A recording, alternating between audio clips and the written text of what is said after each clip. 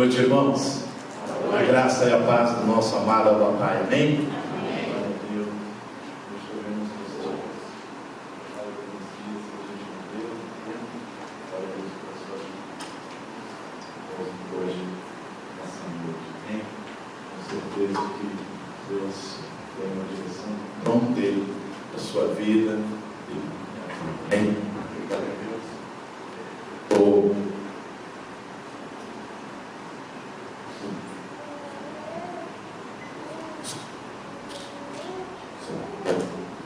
Amém? Amém.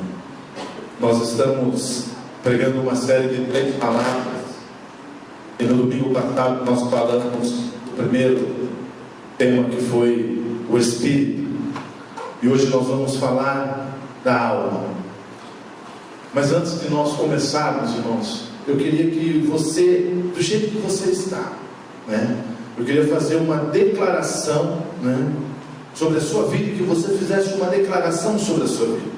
Então eu queria que você simplesmente colocasse a mão sobre o seu coração. No último culto do ano, nós pregamos sobre vencendo a intimidação. Falamos sobre vencer a intimidação. Nós temos uma palavra direcionada, inclusive para o ano de 2019, porque nós estamos crendo que coisas maiores nós veremos nesse ano de 2019. E este ano será um ano de descanso, onde você vai ver coisas maiores acontecer na sua vida, sem você se cansar e se esgotar fisicamente, mentalmente e espiritualmente. Então eu queria começar hoje fazendo essa declaração, Quero começar a fazer uma declaração de que toda a intimidação de Satanás, para que nós não entendemos ou entendermos o propósito de Deus em nossas vidas, elas sejam anuladas. Porque muitas vezes são lançadas intimidações sobre as nossas vidas e nós ficamos sem entender, nós ficamos questionando qual é o propósito de Deus. Por quê? Porque a intimidação do diabo tem sido maior nas nossas mentes e no nosso coração do que a nossa expectativa ou percepção do propósito de Deus. Então, em nome de Jesus, que toda a intimidação de Satanás nessa noite sobre a minha e sobre a sua vida, em nome de Jesus, que possa cair por terra agora, em nome de Jesus, amém, amém? E que você possa ouvir aquilo que o Senhor tem para falar no seu coração nessa noite, em nome de Jesus, amém? Então o que nós vamos falar hoje? Nós vamos falar o que fazer com a minha alma. Hoje também é noite de ceia do Senhor, onde nós vamos compartilhar do pão e do cálice, onde eu vou ter o privilégio, queria agradecer você, de me dar a honra de participar do pão e do cálice com você nessa noite, amém? E eu quero falar sobre o que fazer com a minha alma. Nós sabemos que nós somos um ser espiritual, amém? Somos um ser espiritual, temos uma alma e habitamos no corpo.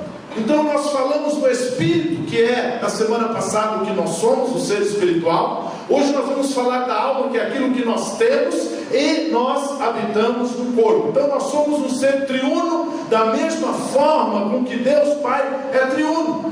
Então é Deus Pai, é Deus Filho e Deus Espírito. Então da mesma forma que Deus é um ser triuno, nós fomos criados um ser triuno, amém? Então hoje eu queria falar sobre a alma. O que é a alma? A alma é a sede da nossa personalidade. Se a minha personalidade, se a sua personalidade tiver um local de acomodação, esse local de acomodação é a nossa alma. Ou seja, a nossa alma é o nosso eu.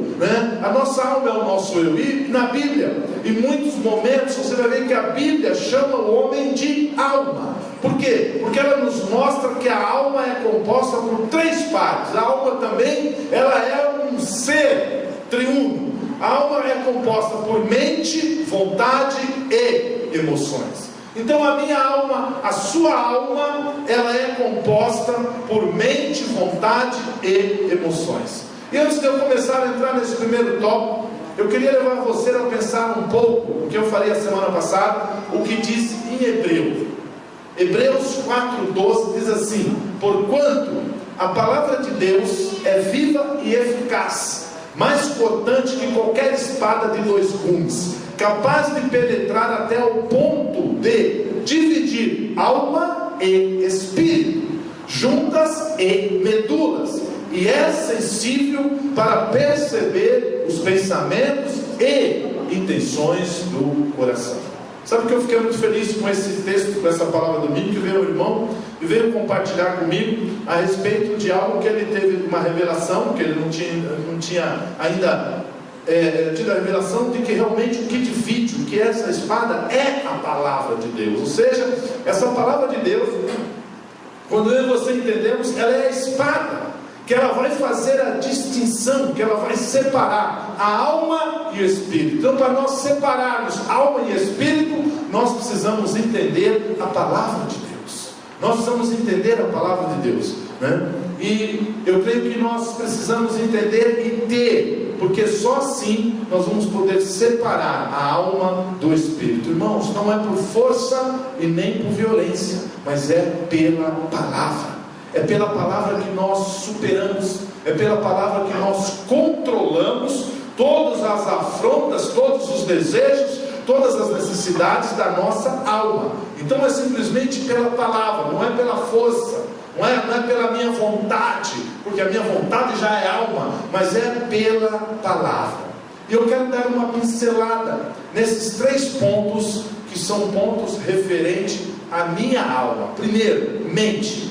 Nós cremos que a mente, ela é uma função da alma. Por quê? Porque a Bíblia nos assegura isso. Lá em Provérbios 2:10 diz assim: pois a sabedoria habitará em teu coração, e o conhecimento será agradável à tua alma. E a sabedoria minha e sua, o conhecimento está onde? Ela está na mente. Ela está na mente. Então a mente, ela é uma parte da alma. Então a Bíblia nos mostra que o conhecimento, né, a sabedoria habitará em seu coração, e o conhecimento será agradável à sua alma. E também em Provérbios diz assim também: ficar a alma sem conhecimento não é bom, e o que se apressa com os seus pés pega. Ou seja, então o conhecimento, ele é algo necessário. E se a minha alma, a sua alma, ela fica sem o conhecimento, a palavra de Deus diz que ela se apressa a pecar. Então muitas vezes, qual é o conhecimento? O conhecimento é a palavra de Deus. Então muitas vezes nós estamos sem conhecer a palavra, nós estamos sem a revelação da palavra, e a nossa alma, simplesmente, ela nos leva o quê? A Bíblia diz que ela se apressa a pecar quando nos falta conhecimento. Conhecimento do que, pastor? Conhecimento da palavra de Deus, que é aquela que divide o espírito da alma. Provérbios também diz assim: sabe também que a sabedoria é boa para a alma, se a encontrares, com certeza haverá futuro para ti. Então a sabedoria da palavra, ela é direcionamento para a minha e a sua alma. Então quando nós descobrimos, quando nós conhecemos, quando nós temos sabedoria da palavra de Deus, ela é boa para a minha alma. Então a alma é tudo de ruim? Não, quando a alma tem a sabedoria da parte de Deus, ela nos leva a experimentar e a usufruir do Espírito Santo de Deus. Salmo 139:14 diz: graças te dou pela maneira extraordinária como fui criado, pois tu és tremendo, é maravilhoso, sim, minha alma o sabe muito bem. Então eu estou falando todos esses versículos para nós sabermos que está na mente, para nós sabermos que a nossa mente também, ela é uma parte, ou ela é da alma. Então quando nós não temos a sabedoria, quando nós não temos a direção, quando nós não temos a palavra, aquilo que brota na minha e na sua mente, eles são da origem, ou são oriundos da onde? Da alma. Amém? Então, em Lamentações 3:20 diz: minha alma certamente se lembra e se abate dentro de mim. Ou seja, a alma, ela traz memórias na minha e na sua vida. Agora você imagina, vem comigo aqui, se a alma traz memórias, uma alma doente, ou alguém com uma alma doente, ela lembra do quê? Ela lembra de coisas que deveria esquecer e esquece de coisas que deveriam lembrar. Então as pessoas que têm uma alma doente, que não conhecem, que não tem revelação, que não ouvem, não têm o experimento da palavra separar o espírito da alma, ela é uma mente doente. doente, e a alma traz lembrança, e a mente traz lembrança. Então a pessoa começa a se lembrar do quê? De coisas ruins. Ela começa a se lembrar de coisas que ela deveria esquecer, e coisas boas que ela deveria lembrar, ela não se lembra. Você conhece algumas pessoas que são ditas hipocondríacas? Você conhece pessoas que tudo para ela... Eu conheço uma pessoa bem próxima de mim, que eu chego na casa dela e pergunto: como você está? Ontem eu estava até melhor, mas hoje eu estou ruim. Estou com uma dor aqui, não dormi direito, né? E eu já sei o histórico dessa pessoa. Eu falo: lá vem você de novo com as suas dores. Ela não consegue lembrar nada de bom, ela só consegue lembrar das coisas ruins, coisas que aconteceram lá atrás. Por quê? Porque é uma pessoa de alma doente. Então uma pessoa de alma doente, ela não lembra das coisas que ela deveria lembrar, ela lembra das coisas que deveria esquecer, porque a Bíblia diz que tudo se fez novo, nova criatura agora você é, tudo se fez novo a partir do quê? Da sua experiência com Cristo. E se a nossa mente ela for obscurecida, nunca podemos chegar ao pleno conhecimento da verdade. E uma mente obscurecida, ela tem dificuldade de raciocínio, ou seja, ela não consegue entender a vontade de Deus. Ela não consegue entender a vontade de Deus. Por quê? Porque ela tem uma mente obscurecida, ela tem uma mente doente. A alma é doente. Você já viu alguém doente de alma entender a vontade de Deus? Ela não entende. Por quê? Porque aquilo está na mente dela. Ela tem dificuldade de entender a vontade de Deus. Então a vontade de Deus, para nós entendermos, nós temos que conhecer a palavra. Porque quando você conhece a palavra, quando eu conheço a palavra, essa palavra é uma espada, a Bíblia diz, de dois gumes, que separa o meu espírito da minha alma. Fez essa separação, eu começo a entender. Por quê? Porque eu sou um ser espiritual. Porque eu sou um ser espiritual? Porque você é um ser espiritual. Pois isso, porque nossa mente precisa ser o quê? Renovada pelo Espírito. Romanos 12, 2. Transformai-nos pela renovação da mente. Eu queria ler esse texto de Romanos inteiro, né? Nessa palavra não está direcionando para ler, mas eu li ele umas 3, 4 vezes de ontem para hoje, e eu achei pertinente ler a respeito daquilo que nós estamos falando, porque nós estamos falando o quê? Uma renovação. Nós viemos para a igreja, nós nos convertemos com uma alma, com uma mente doente, com dificuldade de experimentar, com dificuldade de conhecer as vontades de Deus, com dificuldade de experimentar as boas novas do Senhor. Então quando nós aceitamos Jesus, quando nós mudamos de vida, nós temos que ser transformados, e nós vamos ser transformados quando nós conhecermos a vontade de Deus. Em Romanos 12, eu vou ler para você, diz assim: portanto, caros irmãos, rogo-vos pelas misericórdias de Deus, que apresentei o vosso corpo como um sacrifício vivo, santo e agradável a Deus, que é o vosso culto lógico. E não vos amoldeis ao sistema desse mundo, mas sede transformado pela renovação das vossas mentes, para que experimentei qual seja a boa, agradável e perfeita vontade de Deus. Porquanto, pela graça que me foi concedida, exorto a cada um dentre vós que não considere a si mesmo além do que convém, mas ao contrário, tenha uma autoimagem equilibrada, de acordo com a medida da fé que Deus lhe proporcionou. Pois assim como em um corpo temos muitos membros, e todos os membros não têm a mesma função, assim também nós, embora muitos somos, um só corpo em Cristo, e cada membro está ligado a todos os outros. Temos diferentes dons, de acordo com a graça que nos foi dada. Se alguém tem o dom de profetizar, use-o na proporção da sua fé. Se o teu dom é servir, sirva-se em ensinar e ensine. Se é encorajar, haja como encorajador. O que contribui, coopere com generosidade. Se é exercer liderança, que a ministre com zelo. Se é demonstrar misericórdia, que a realize com alegria. O amor seja sem qualquer fingimento. Odiai sim o mal e apegai-vos ao bem. Amai-vos dedicadamente uns aos outros com amor fraternal, preferindo dar honra a outras pessoas mais do que a si próprio. Não sejais descuidados do zelo, sede fervoroso no espírito, servi ao Senhor. Alegrai-vos na esperança, sede paciente na tribulação, perseverai na oração, cooperai com os santos nas suas necessidades, praticai a hospitalidade. Abençoai os que vos perseguem, abençoai e não amaldiçoeis, alegrai-vos com os que se alegram, chorai com os que pranteiam, vivei em concordância entre vós, não sejais arrogantes, mas adotai um comportamento humilde para com todos, não sejais sábios aos seus próprios olhos, a ninguém devolvei mal por mal, procurai proceder corretamente diante de todas as pessoas, empreendei todos os esforços para viver em paz com os outros. Amados, jamais procurai vingar-vos a vós mesmos, mas entregai a ira a Deus, pois está escrito: minha é a vingança, eu retribuirei, declarou o Senhor. Ao contrário, se o teu inimigo tiver fome, dá-lhe de comer, se tiver sede, dá-lhe de beber, porquanto, agindo assim, amontoarás brasa viva sobre a cabeça dele. Jamais te entregues ao mal como vencido, mas vença o mal com o bem. Por que eu li todo esse texto longo, maçante? Para que nós possamos entender o que diz no início.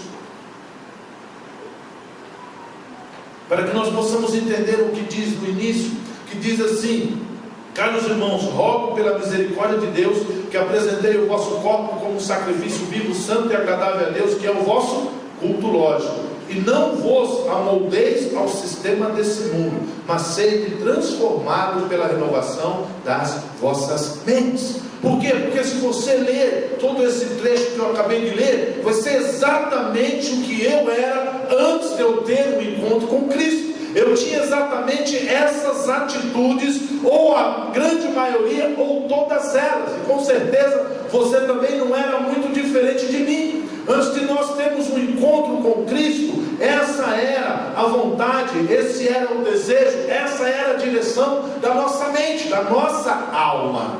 Então, ou seja, ele está falando aqui que nós temos que sermos transformados pela renovação da nossa mente, consequentemente, pela renovação da nossa alma.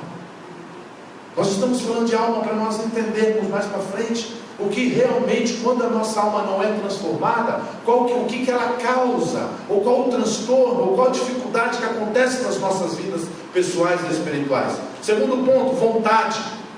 Buscar é função da alma. Dispor, querer, também é função da alma. 2 Crônicas 22:19 diz assim: disponte, pois agora o vosso coração e a vossa alma, para buscar ao Senhor o vosso Deus. Recusar também é função da vontade, que é da alma. A minha alma recusa tocá-lo, pois são para mim como comida repugnante. Jó 6:7. Escolher também é função da alma. Assim, a minha alma escolheria antes a estrangulação e antes a morte do que a vida. Jó 7:15. Ou seja, a vontade é um instrumento para as nossas decisões e indisposições. Então, muitas vezes, a nossa vontade, ela acaba sendo um instrumento gerado pela alma. Para quê? Para nós tomarmos decisões, e junto com essas decisões, vem o quê? Indisposição.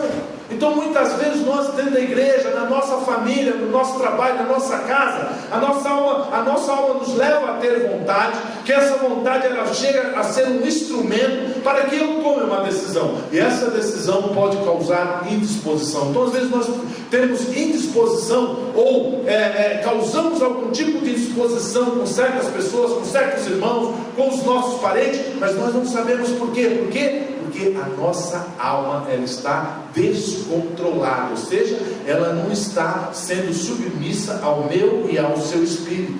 E é na alma que você decide pecar ou não pecar, e é também na alma que você decide servir ou não servir a Deus. Nós tivemos aqui, nessa semana, de segunda a sábado, encerrou-se ontem, uma reunião, um tempo de oração com os homens. Nós tivemos aqui alguns homens que estiveram todos os dias, e tivemos uns que estiveram dentro da sua disponibilidade de agenda, e tivemos uma grande maioria que não estiveram nenhum dos dias. Mas você sabe do que? Aqui está dizendo que a alma é que decide. se eu vou fazer ou não a vontade de Deus, se eu vou servir ou não a Deus. Hoje eu estou cansado, eu não vou no culto, hoje eu não vou na igreja, hoje eu vou ficar no almoço, hoje eu vou para o shopping, hoje eu vou para o play center, hoje eu vou para a piscina, hoje eu vou para tantos outros lugares. Isso é alma.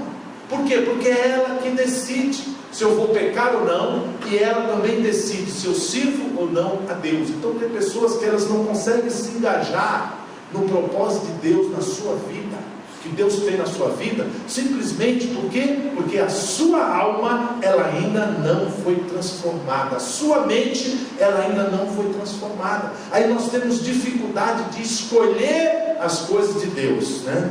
Eu acho que eu contei um desses dias aqui, eu contei para alguém, eu me converti aos 32 anos, casei com 30 e me converti aos 32 anos. Eu já tinha um irmão pastor, minha mãe já era convertido, o irmão mais novo convertido, eu e meu pai ainda não. Eu sempre falava que eu iria me converter, né, simplesmente quando eu já fosse velhinho, quando eu não tivesse mais nada que aproveitar desse mundo. Por quê? Porque a minha alma, a minha vontade, a minha mente queria aproveitar tudo aquilo que o mundo me oferecia. Mas era o quê? Era um sentimento almático, não era um sentimento espiritual. Não era um sentimento espiritual, era um sentimento almático. Então a alma decide pecar ou não pecar, e também a alma decide servir ou não servir a Deus.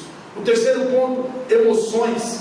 As emoções, elas dão cor à nossa vida, né? Todavia, nós precisamos entender que nós não somos guiados por elas, ou não deveríamos ser. Então as emoções, elas dão cor à nossa vida. As emoções muitas vezes trazem alegria, as emoções muitas vezes nos deixam que como que nós ficamos assim, leves, soltos, alegres, felizes. Mas as emoções não devem guiar as nossas vidas. Sabe aquela decisão? Que muitas vezes eu creio que você pode ter tomado poucas, mas eu tomei muitas decisões na minha vida guiado pelas emoções. Eu tomei muitas decisões, eu fiz muitos negócios, eu deixei de fazer negócios, eu simplesmente tomei muitas decisões na minha vida, guiado pelas emoções. E eu tenho certeza hoje, depois de olhar para trás e ver o resultado das minhas decisões, eu vejo que assim, não deveria ter tomado naquele momento em que era tudo cor-de-rosa, em que estava tudo colorido, ou aparentemente estava tudo bem. Então nós tomamos decisões. As emoções, elas dão cor à nossa vida, elas trazem alegria, elas trazem um descanso muitas vezes, mas nós precisamos entender que nós não somos guiados por ela. Nossa alma sim é guiada pelas emoções. Eu falei aqui, acho que foi a semana passada, do pudim. Eu fui almoçar e tinha um pudim que o camarada estava olhando para mim, eu falei, vou comer esse pudim inteirinho eu queria comer aquele pudim, sabe? Mas porque a minha alma queria se saciar daquele doce. E se o Espírito Santo não fala comigo, eu tinha detonado aquele pudim. Sabe, irmãos, por quê? Porque a cor-de-rosa. Quem é que não gosta de um pudim aqui? Se você não gosta, eu vou orar para você no final, amém? Quem é que não gosta de um pudim? É cor-de-rosa, é colorido, dá cor à vida. Então você come salada, ontem nós fomos comer uma pizza, tinha uma irmãozinha abençoada, estava comendo salada, estava olhando para a minha calabresa, cebolada, e comendo salada. Mas que gosto tem aquele trem lá? Nada, agora a pizza era cor-de-rosa, dava cor na sua vida. Então são as emoções. As emoções se manifestam de várias formas. As emoções se manifestam como amor, as emoções se manifestam como ódio, as emoções se manifestam como alegria, as emoções se manifestam como tristeza, as emoções se manifestam como saudade, as emoções se manifestam como angústia, as emoções se manifestam como medo, as emoções se manifestam como ansiedade, as emoções se manifestam como desejo e muitas outras coisas. Então as emoções, elas são carregadas de situações sobre as nossas vidas. E normalmente essas emoções, elas vêm numa origem ou num momento em que você está fraco ou forte em algo.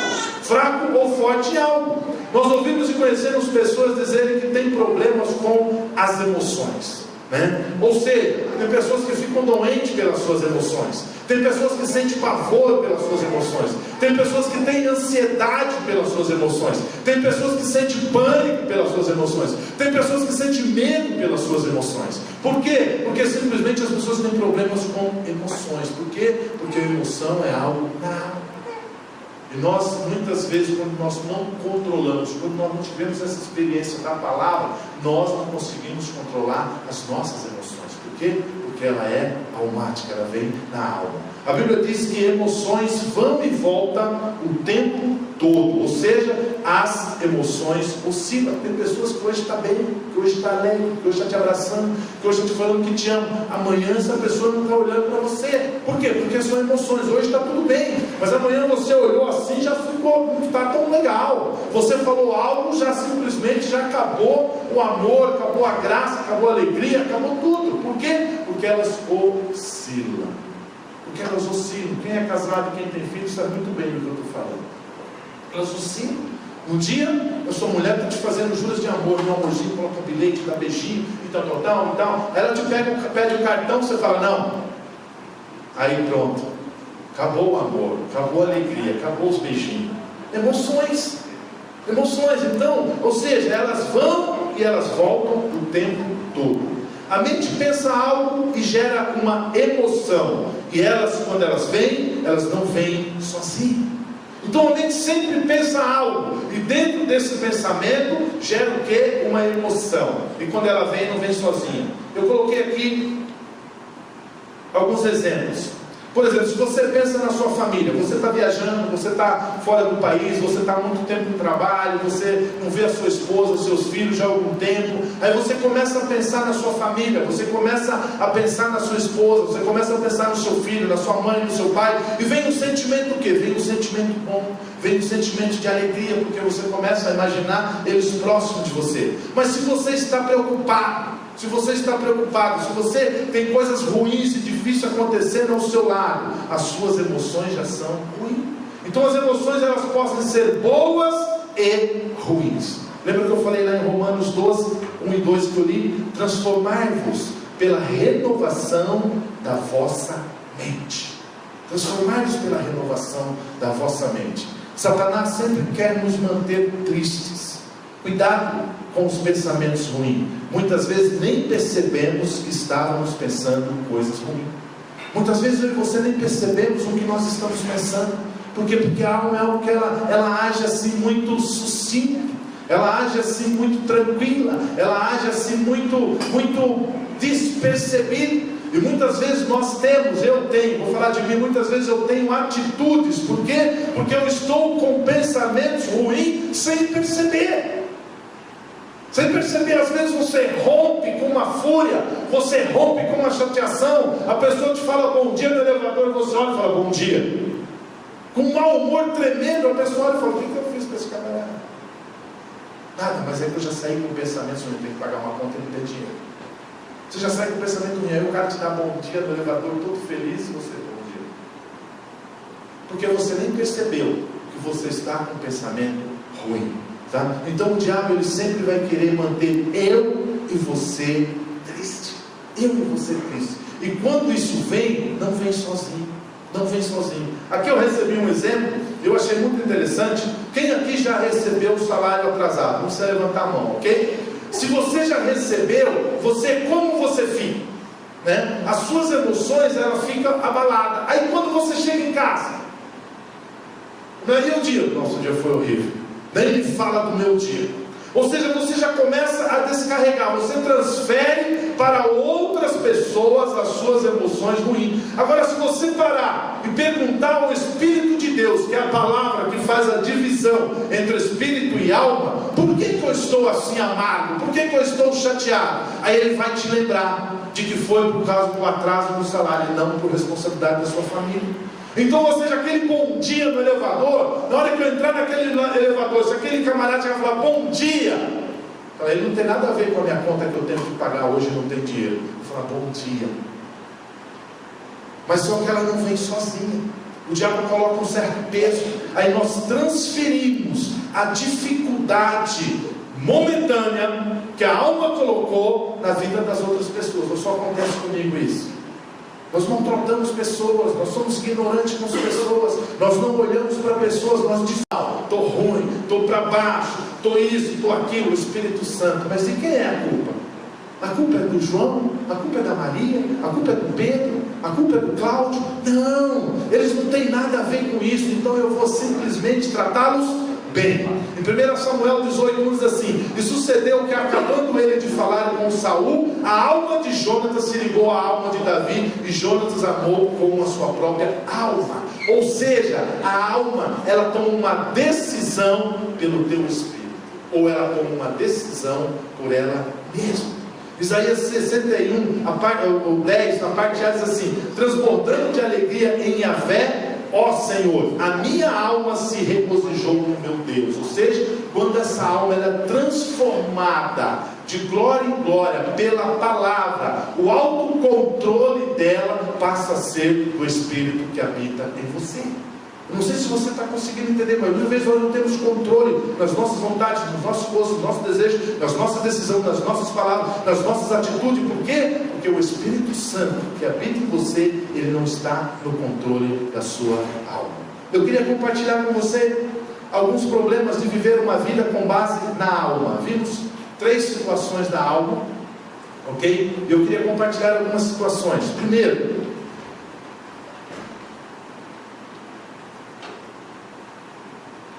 qual o problema de viver uma vida com base na alma? Então você já entendeu que você é um ser espiritual, que você tem uma alma e que você habita no corpo. Primeiro, o crente carnal. O crente carnal não significa viver pecando, e sim viver fazendo tudo pela sua decisão, pela sua própria força. Então muitas vezes o cara fala: o camarada é um crente carnal. O camarada é um crente carnal, mas ele não peca, ele não vive pecando, ele não vive no pecado. Mas qual é a diferença dele e de um ser espiritual? Ele simplesmente, todas as suas decisões, ou tudo que ele faz pela sua força. Ele não faz na dependência do Espírito. Ele é um crente que vive na alma, então ele é um crente carnal. Eu coloquei um exemplo aqui: Abraão com H. Abraão e Sara decidiram fazer o quê?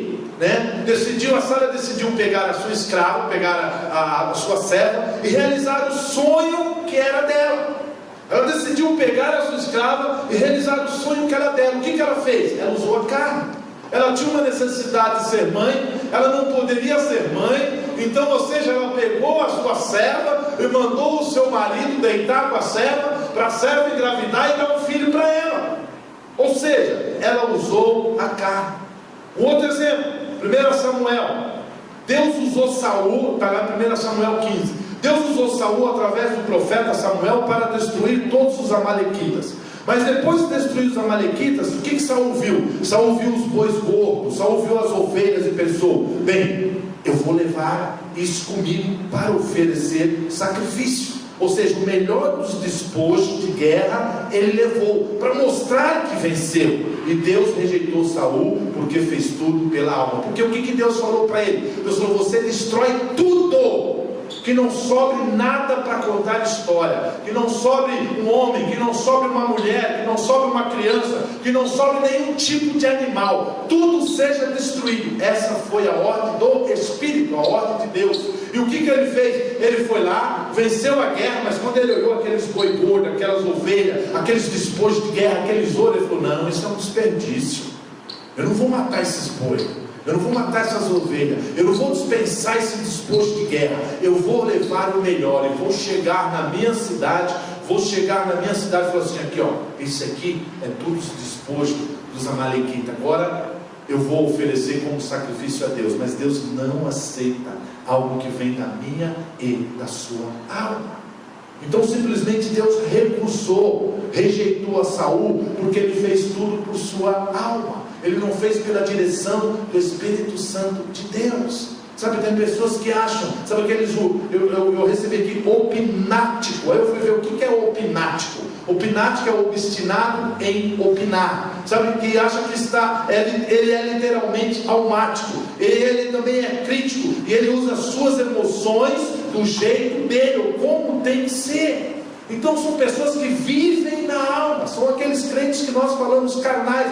Não é que o camarada está pecando o tempo todo, mas ele está decidindo tudo dentro da sua alma, dentro da sua vontade, para satisfazer a sua necessidade, não pensando na direção do Espírito de Deus.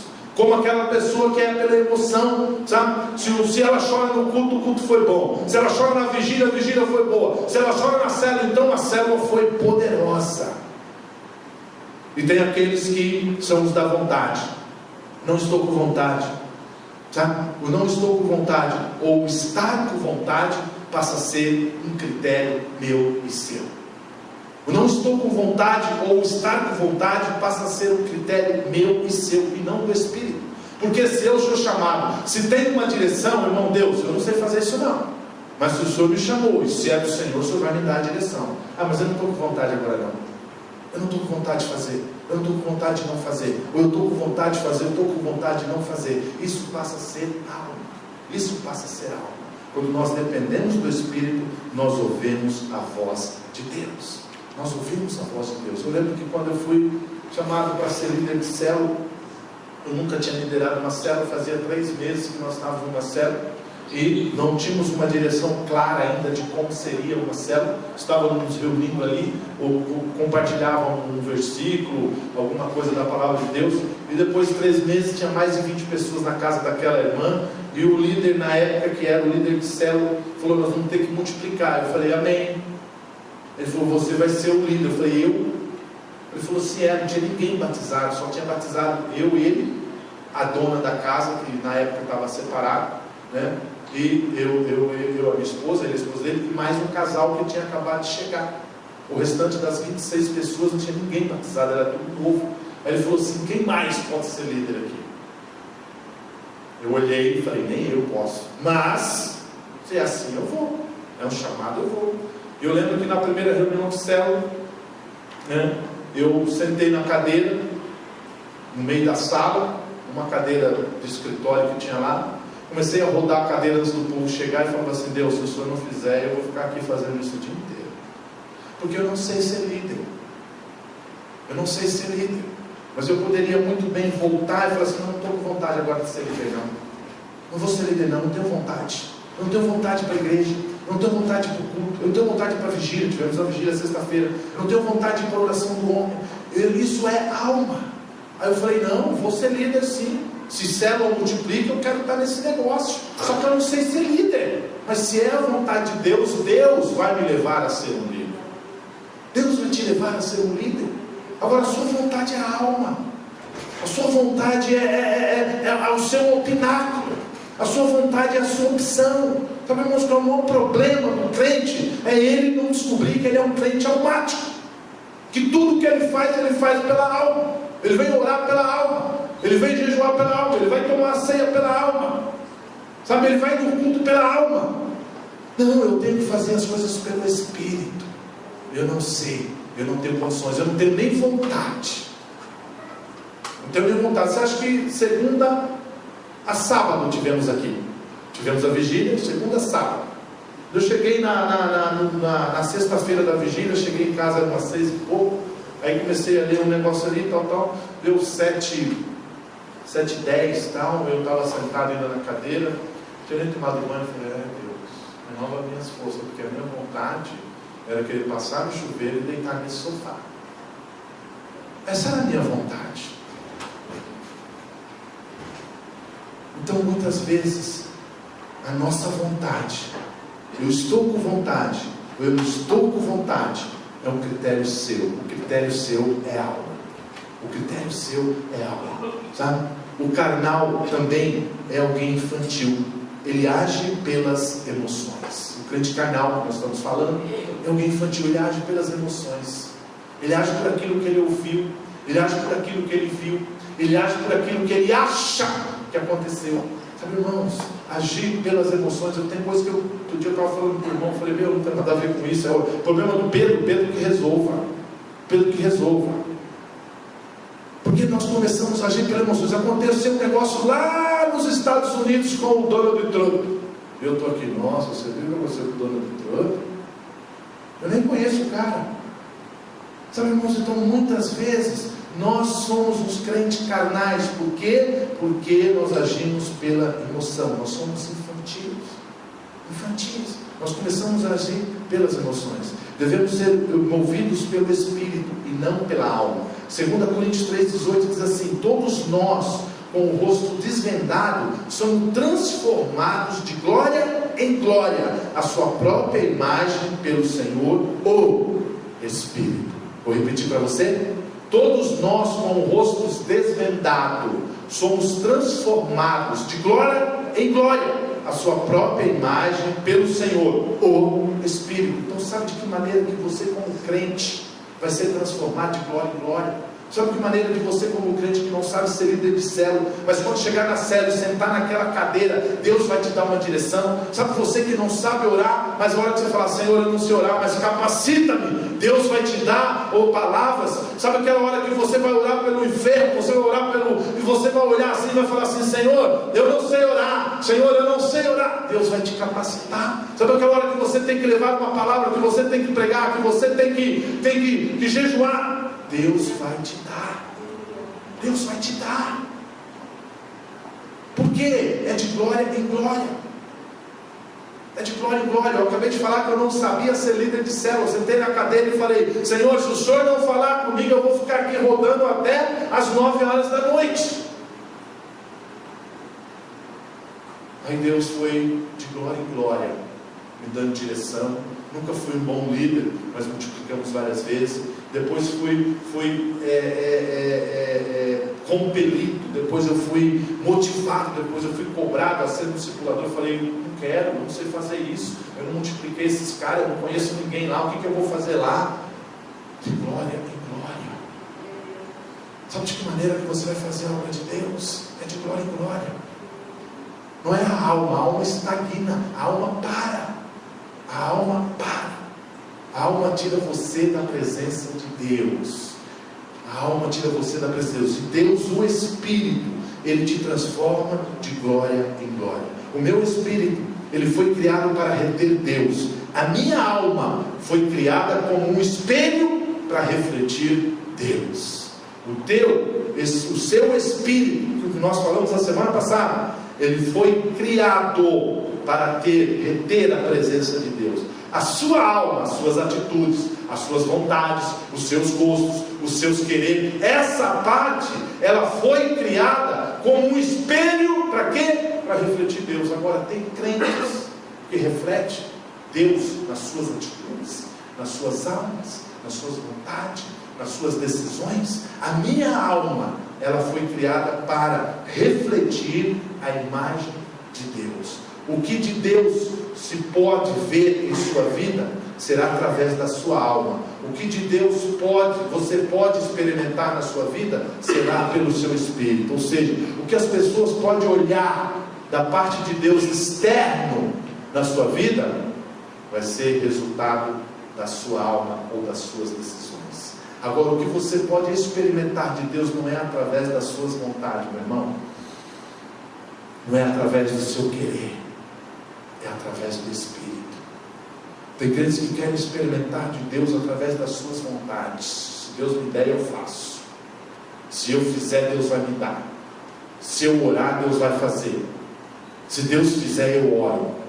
Não. Isso é alma. Isso é alma. Para você experimentar de Deus é o Espírito. O Espírito não é você que controla. O Espírito é o controle de Deus na sua vida. O Espírito é a dependência de Deus na sua vida. Aqui tem um exemplo que vocês já ouviram falar: luva. Luva é imagem e semelhança da mão. Você olha uma luva, você vê o quê? Uma mão. Uma mão. E dessa mesma maneira tem que ser eu e você. As pessoas têm que olhar para mim e ver quem? Ver a imagem de Deus sendo refletida. Nós nos tornamos semelhante com aquilo que adoramos. De pouco a pouco e de glória em glória. Sabe, tem muitos irmãos que eles chegam, eles se convertem e você vê eles com uma sede, com uma gana de fazer algo, fazer mais para Deus. Deixa eu te falar algo. É de pouco em pouco e de glória em glória que você vai ser levado a manifestar a glória dele sobre a sua vida. Agora tem outros que têm essa mesma sede, têm essa mesma gana, mas a alma deles trava, ou seja, eles param. Eles não conseguem receber e usufruir de glória em glória da parte de Deus. Porque a nossa alma quer tudo para amanhã. Quer ou não quer? Quer. Nossa alma quer tudo para amanhã. Nossa alma quer resolver os problemas agora. Nossa alma quer resolver. Eu disse aqui quando eu me converti, já contei meu testemunho, que eu devia muito dinheiro. E qual que era a necessidade da minha alma? Era eu andar na rua, no metrô, no ônibus, no shopping, no banco e tropeçar numa maleta preta com 100 mil reais. Isso era da alma. Porque eu precisava resolver um negócio rápido. Estava todo mundo me cobrando e agora eu era crente. Era a alma falava assim. A alma falava, não, eu vou achar. E eu ainda falava para Deus, que eu encontre essa maleta. Deus, que apareça essa maleta. Eu andava procurando nos cantos. Mas era o que? Era a alma. Mas de glória em glória, Deus foi me mostrando. Deus foi me levando a ter uma experiência com o Espírito e depender dEle. Com o Espírito e depender dEle. O Espírito, nós dependemos do Senhor. Amém? Vamos entender algo. Alguém que vive com base na alma sofre alguns problemas na mente. De que tipo? Confusão. Confusão é uma mente confusa que não consegue expor seus pensamentos claros e objetivos. Então pessoas que vivem na alma, pessoas crentes que vivem, nós estamos falando de crente na alma, eles têm uma mente confusa, ou seja, não conseguem expor os pensamentos claros e objetivos. Por exemplo, dificuldade para a concentração. Tem pessoas que você está pregando, coloca 10 textos ali, na célula não consegue compartilhar. Tem pessoas na sua célula que não conseguem compartilhar? Eu garanto que tem. Tem pessoas que quando chega a vez agora não tem nada para falar. Fala o João. Fala o Pedrinho. Aí quando está indo o discipulador e o pastor, aí ele vai fazer a célula. Aí o discipulador já não gosta de falar, o pastor menos ainda. Eles acabam falando o tempo todo. Mas tem pessoas que têm dificuldade de concentração. Por quê? Porque simplesmente são crentes que estão aqui dentro, vivendo a alma. Ela não consegue anotar o versículo que o pastor falou para no mínimo falar o versículo na célula. Dificuldade de concentração. Outro, inconsistência no que fala. Ela fala, mas não tem base bíblica nenhuma. Não tem base bíblica nenhuma, não tem respaldo na palavra de Deus. Outro, uma mente que vagueia. Você está falando, você pergunta, fala, e aí, é comigo? Por quê? Porque é almático. Outro, dificuldade para substituir crenças erradas. Essa é a top das top. Tem muitos crentes que se convertem, mas como ele ainda não teve revelação da palavra que separa o espírito da alma, ele não consegue eliminar crenças erradas. As crenças que ele aprendeu lá na religião que ele tinha, seja ela qual for, muitas das crenças, num nível bem pequeno, ele não consegue substituir. Tem crentes que até hoje eu vejo, faz alguns gestos que assim, para mim hoje são obscenos, mas para ele é normal. Tem gente que fala algumas palavras, sabe, como assim, não é palavras obscenas, não é palavrão, mas que eu, como um novo convertido, como um novo nascido, eu não deveria falar. Tem gente que fala assim, Nossa Senhora Aparecida. Que Nossa Senhora Aparecida? Só se ela for sua, minha ela não é, é a Cidinha lá. Por quê? São crenças erradas que eu aprendi. Então muitas pessoas, elas vivem na alma. Por quê? Porque elas têm dificuldade de substituir as crenças erradas. Tem um negócio aqui que eu vou falar. Eu espero que você esteja aqui domingo que vem, amém? Não quero te ofender, mas é uma das crenças erradas. Na comunidade Casarão, Vila Vitória, eu fui de lá há muitos anos, e eu convivi muitas pessoas, inclusive da rede que eu era pastor, e elas tinham uma crença errada de apadrinhamento. Meu afilhado, minha afilhada. Pessoas crentes batizavam, tinham afilhado, crismavam pessoas.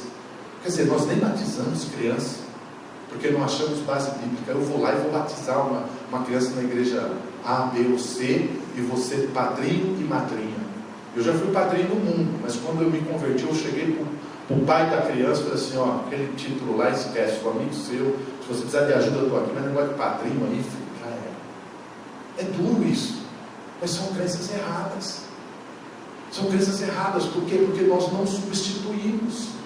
Nós vivemos ainda na alma. Nós vivemos na alma, dificuldade para substituir crença errada.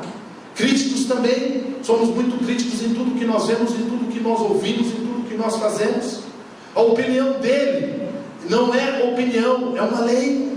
Alguém que vive com base na alma sofre problemas emocionais. Então, irmãos, são coisas que nós precisamos avançar. Nós precisamos descobrir, porque eu creio que nós, no ano de 2019, coisas maiores veremos. E não é só coisas maiores veremos, vai ser o ano do descanso. E como vai ser o ano do descanso? Quando eu começar a experimentar e a viver as coisas do Espírito. Eu não vou me cansar, eu não vou me desgastar. Por quê? Porque eu vou viver no Espírito. Alguém que vive com base na alma sofre problemas emocionais. Que tipo? Medo. Jó 3,25 diz assim: exatamente aquilo que mais eu temia desabou sobre a minha cabeça, e o que mais me dava medo me veio me assombrar. Então o crente que vive na alma, ele vive com emoções erradas, ele vive com medo. E a Bíblia diz que o medo não é de Deus. Não é de Deus. Exatamente aquilo que eu mais temia desabou sobre a minha cabeça, e o que mais me dava medo veio a me assombrar. Jó 3,25. Insegurança. Sabe, tem muitos crentes que vivem na alma que eles têm insegurança. Insegurança em relação ao seu amor próprio, insegurança em relação a si mesmo, preocupação excessiva com a aceitação dos outros em relação a si. A pessoa se preocupa se vai ser aceita, se vai ser benquista, se vai ser abraçada. Peraí, sabe, uma preocupação excessiva. Eu lembro uma vez, eu não era casado ainda, com a minha esposa, eu já era, não me lembro. E nós fomos convidados para um casamento, e eu tinha comprado uma blusa extravaganzérrima, e era um casamento, pessoas conhecidas. Casamento você vai como? No mínimo com uma roupa social, né? Quando é muito próximo do seu, você é um convidado, não era padrinho, não era nada, mas você põe uma gravata, um paletó, vai bem arrumadinho. E eu estava com uma blusa extravagérrimas, e eu falei, preciso mostrar, né? Ia estar todos conhecidos, eu fui com aquela blusa. A blusa parecia um astronauta, né? Não era dourada não, irmãos, aqui era grande, entendeu? E estava frio, foi no Educandário, os irmãos, esse aqui conhece o Educandário. E eu cheguei lá, a Ruth, minha esposa, né? Estou lembrando se eu já era casado ou era noivo. Ela falou, você vai desse jeito aí? Minha mãe falou, você vai desse jeito aí? Meu irmão falou, você vai desse jeito aí? Eu falei, estou bonitão. Olha só que blusa maravilhosa. E eu cheguei no casamento e não deu outra. Quando eu entrei ali por aquele salão, 99,9% olhou para quem? Para mim. Eu estava destoando. Não é aconselhável para ninguém, ok? Eu estava destoando. Mas eu simplesmente estava bem comigo mesmo. Comi, bebi, dei risada e fui embora. Não fiquei preocupado. Então muitas vezes nós temos essa preocupação excessiva com a aceitação dos outros em relação ao próprio. Não vai num casamento você sendo o supra-sumo, ok? Eu só quis mostrar uma situação que eu sou bem resolvido, né? Máscara. Para cada situação, um tipo de máscara. Então o crente, né? Ou a pessoa que vive com base na alma, ela sofre problemas emocionais, e cada situação ela tem uma máscara ou um disfarce. Insatisfação com tudo que tem. Insatisfação com tudo que tem. Então a grama do vizinho é sempre mais verde. A grama do vizinho é mais verde, mas a gente esquece que a grama do vizinho é grama. Ela continua sendo grama. Agora, por que ela está mais verde? Será que eu tenho preocupação em deixar a minha grama mais verde? Então, ou seja, tudo que é nosso, tudo que você tem, tudo que Deus te dá, tudo que você consegue, você tem uma insatisfação. Você tem uma insatisfação, você não fica feliz, você não se contenta com aquilo que Deus dá, nem para você e nem para o seu irmão. É insatisfação, eu vivo na alma, eu fico olhando o que o cara tem, eu fico olhando como ele foi abençoado, eu fico olhando o que ele conseguiu, e aí eu comparo com o meu. Sabe por quê? Pessoas que vivem na alma.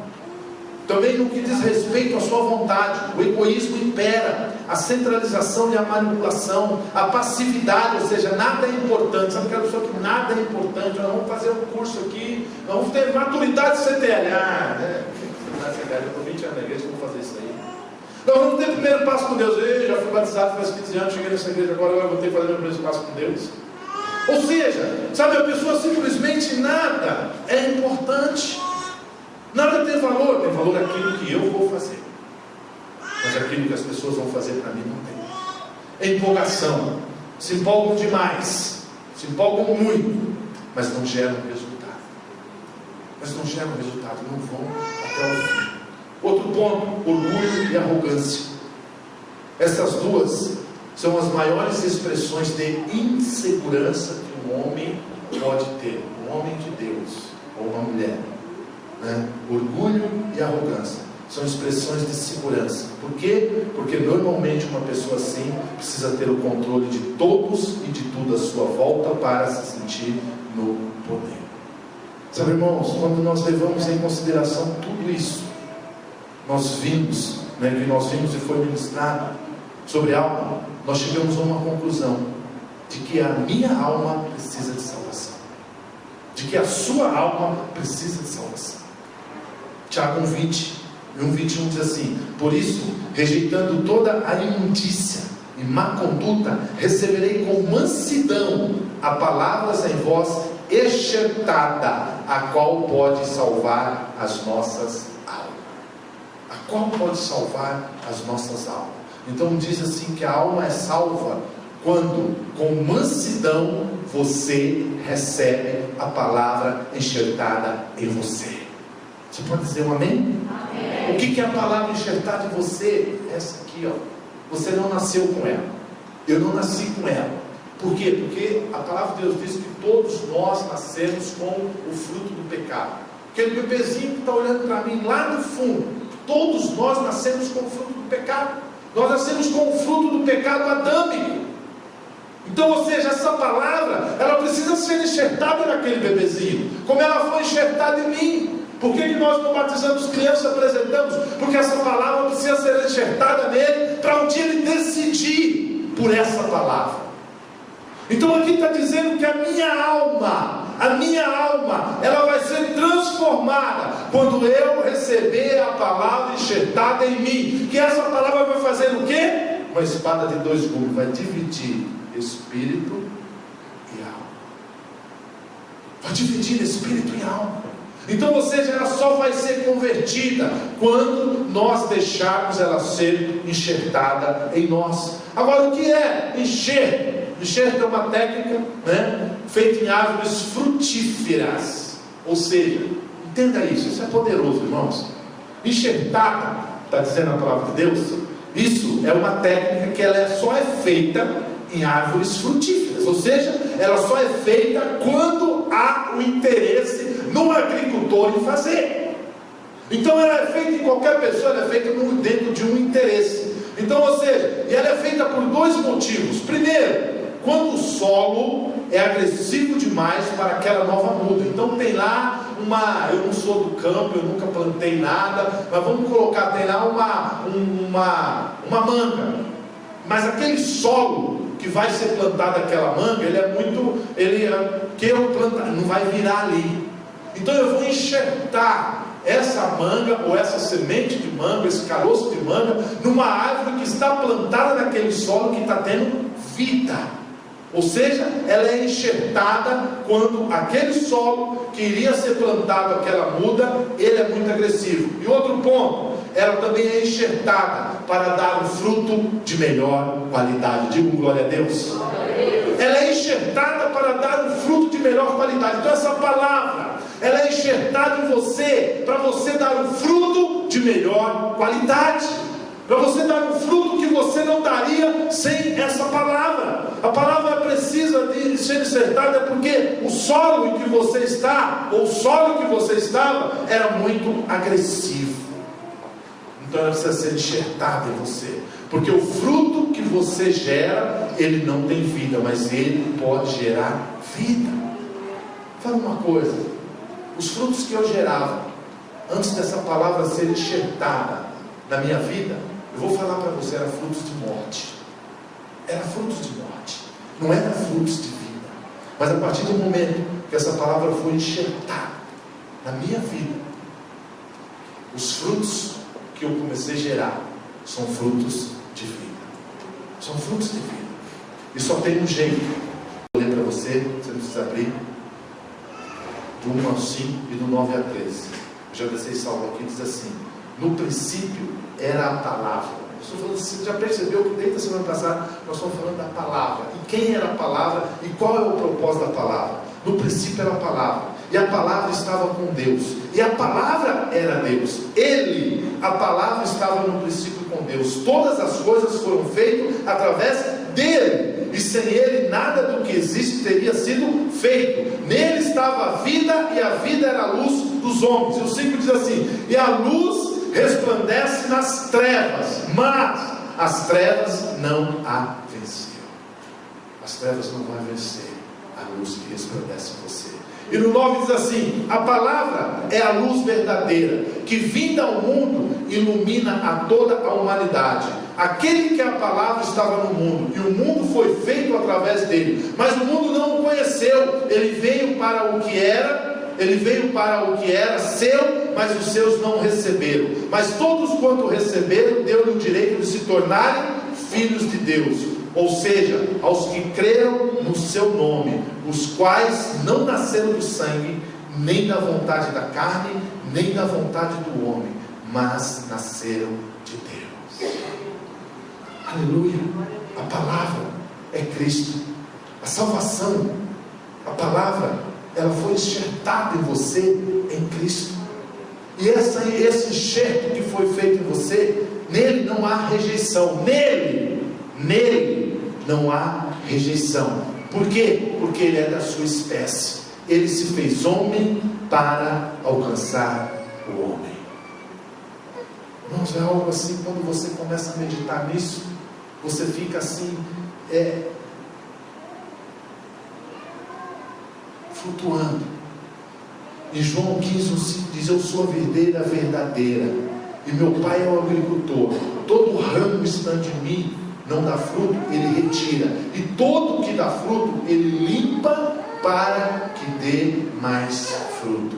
Vós já estáis limpos pela palavra que eu vos tenho transmitido. Permanecei em mim, e eu permanecerei em vós. Nenhum ramo pode produzir fruto por si mesmo, se não estiver ligado à videira. Vós igualmente não podeis dar fruto por vós mesmo, se não permaneceres unidos a mim. Eu sou a videira e vós os ramos. Sabe o que diz aqui em João 15, de 1 a 5? Muitos de nós, muitos crentes, querem dar frutos pela força do seu braço. Muitos crentes querem dar frutos pela alma. Muitos crentes querem dar frutos pela sua decisão. Muitos crentes querem dar frutos pelos seus achômetros. Muitos crentes querem dar frutos por aquilo que ele quer e não por aquilo que vem do Espírito Santo de Deus. E a palavra de Deus está dizendo aqui que você e eu só pode produzir frutos se nós estivermos ligados à videira. Eu acabei de dizer que os frutos que eu produzia antes de estar ligado à videira eram frutos de morte. Era frutos de morte. Não tinha frutos de bênção, não tinha frutos de vida, mas tinha frutos de morte. Então eu e você precisamos trabalhar, precisamos ser dependentes do Espírito Santo, porque aquele que permanece em mim e eu nele, esse dará muitos frutos, pois sem mim não poderei realizar obra